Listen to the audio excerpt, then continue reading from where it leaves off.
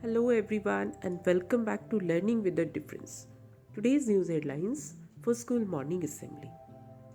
Coronavirus live updates: 3.47 lakh new COVID cases in India. Kerala clocks 41,668 fresh infections, 33 fatalities, records 206% spike in cases in 1 week.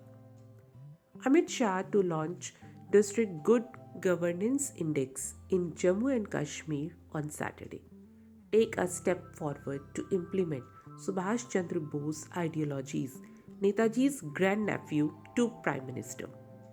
Fake anti-India content. Government orders blocking of 35 Pakistan origin YouTube channels. Report from social media accounts. And now some international news. COVID vaccines show high efficacy against severe Omicron, US data. US President Joe Biden, Japan's Kishida Wu to push back on China. Davos Forum to be held in person from May 22 till May 26. At least 70 killed in airstrike on Yemen prison. And now some sports news. IPL 2022, Ahmedabad franchise names Hardik Pandya as captain. Rashid Khan and Shubham Gill are the other picks.